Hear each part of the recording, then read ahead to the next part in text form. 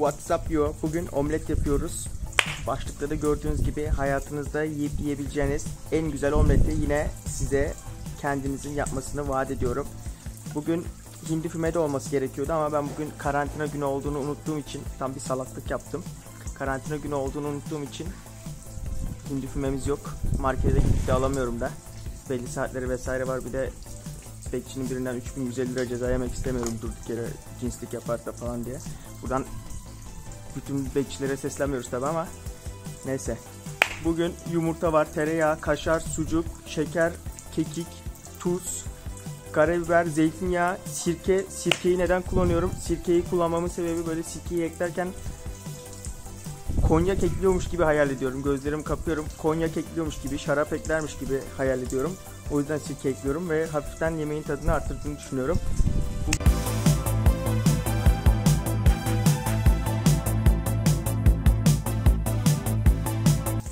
Çatıda yapıyorum videoyu, gördüğünüz gibi 10 numara mekan.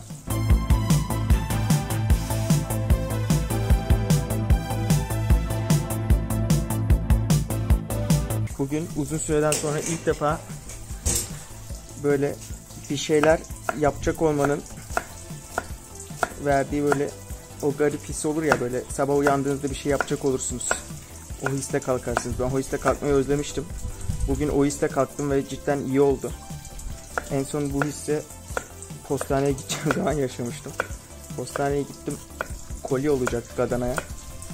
Kolinin içinde de zeytinyağı vardı. Adam bana dedi ki sıvı yasak dedi. İçinde sıvı var mı dedi. Ben dedim ki abi sıvı yok içinde. Dümdüz koli. Normal erzak yolluyoruz abime dedim. Tamam dedi, ben bunu açmam lazım dedi. Açıp bakacağım dedi. Ben de adam beyit mi attı yoksa benim yalan söylediğimi mi anladı bilmiyorum. Gitti kutuyu açmaya tam başlıyordu. Ben dedim ki abi dedim zeytinyağı var ama aması var tabi. Abi dedim zeytinyağı var ama araba dedim ters dönse patlamaz dedim. Çok fena paketledik dedim.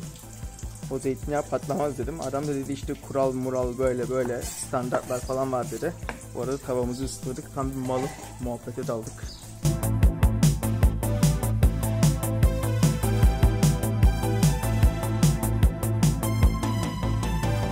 İşte kural mural deyince zeytinyağı olduğunu ağzından aldı adam. Zeytinyağını yollayamadık. Sonra ben de adama baktım.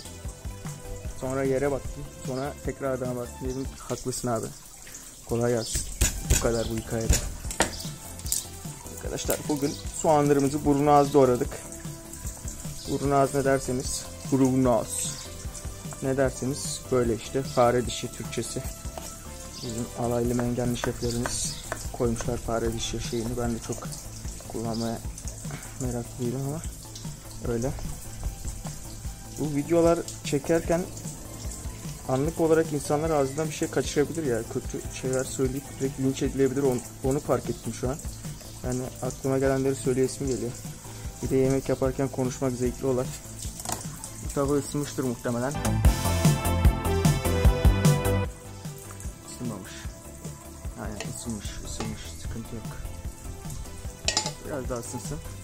Biraz da tereyağı atacağım tam bu aşamada. Ulan ne olmuş bu tereyağına lan. Pirincimizi sürelim.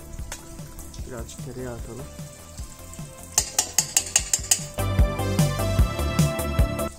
Şimdi ilk başta soğanlarımı ekliyorum. Sotelensinler hafiften. Hala mı ısınmadın ya? Coz etmedi ya.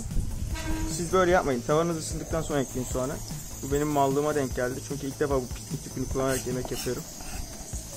Şu an ateşi tozutturdum ama ses geliyor mu mikrofona bilmiyorum. Şu an ilk hatayı yaptık video çekimlerinde. Tava ısınmadan soğan attık. Siz yapmayın. Yorumlarda sövecek olanlar şimdiden özür diliyorum. Sövmeyin kardeşim. Bilmeden yaptık, tamam mı?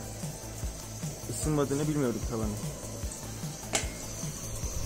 Yanıyor değil mi ya? Lan rüzgardan tava ısınmıyor ya. Benim etrafında bir şeyler yapmak lazım. Neyse videodayız. Neyse. İlk video iyi gidiyor. Neyse hadi bakalım. Şimdi bunları yaptık. Bu sırada oğlum ilk videoda neler oluyor ya.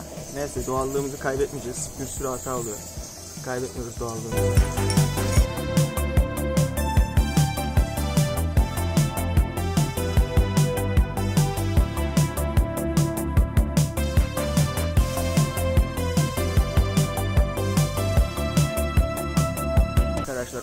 yapmak sanattır. Omlet önemli. Omlet önemli. Kahvaltılarda hızlıca yapacağınız bir omlet olsun. Ben bu aşamada sarımsaklarımı ekleyeceğim. Şöyle. Arkadaşlar soğanı, sarımsağı zeytinyağıyla sotelerken birazcık, hangisi şeker? Şu. Birazcık şeker kullanın. İş yapıyor.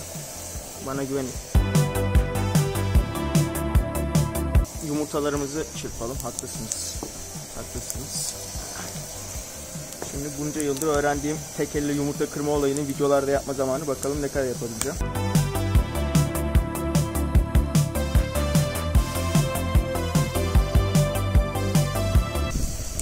Hop 3'te 3. Boş adam değiliz yani biz de. Evet. Arkadaşlar yumurtayı çıkmadan önce lütfen baharatını ekleyin. Ne koyacaksınız? Ben tuz ekleyeceğim. Kafanıza göre nasıl seviyorsunuz baharat. Ben daha baharatlı seviyorum normalde ama sucuk var zaten. O benim baharatımı istediğim seviyeye getirecek. Karabiber hop. Değirmen karabiberimizi atalım. Tamam barista değilim ama 3-5 hareket yapalım biz de. Eğlenelim. Müsaade edin. Yorumlarda barista mı şundan bilmem nesini şey yaptım yazacak olanlar. Barista değilim kardeşim. 3-5 şekil şukul yapıyorum kafamda kamera varken. Neyse. Yalnız videonun büyüsüne iyi kapıldım. Durmadan konuşuyorum. Sevdim bu işi. Zevkli iş. Gözümü kapadım eklerken.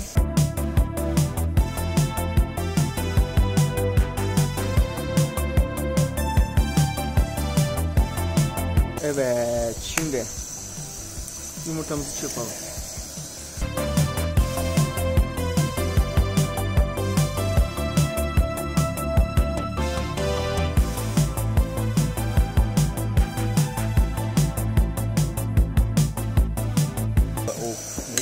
Be, bütün havayı içine hapsettim. Neyse, yine neyse diyelim.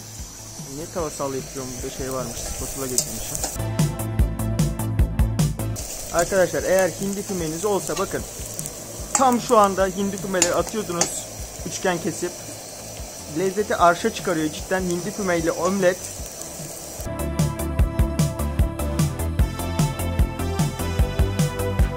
Ben şu an biraz karabiber ekleyeceğim. İçimden geldi.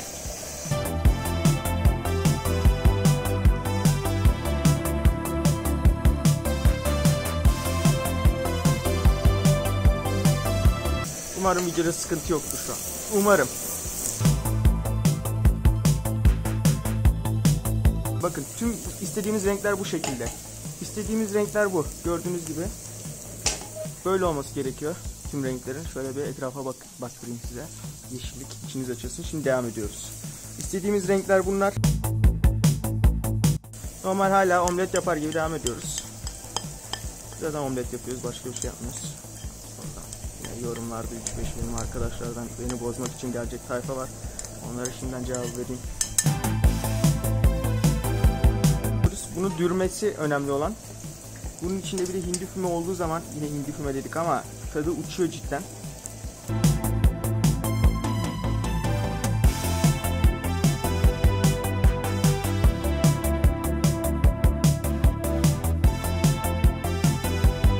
Yine birazcık kaşar rendeleyeyim.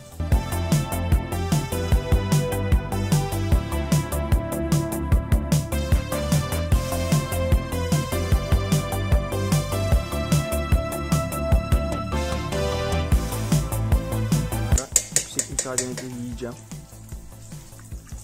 Yedim.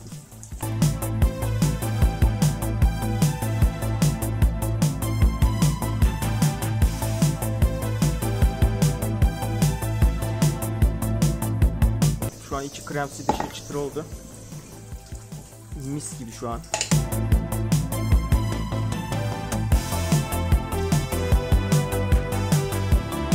Omleti tavaya koyarken şöyle tutuyoruz. Tuttuktan sonra birazcık dağıldı ama ilkin günah yoktur. Şöyle ekliyoruz.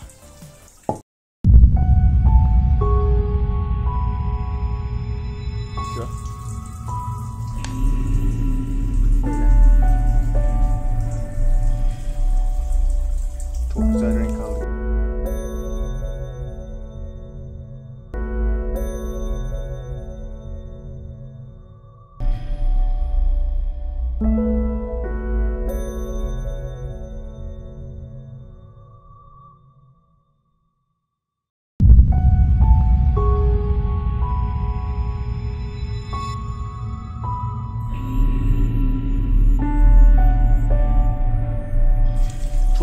isabet oldu.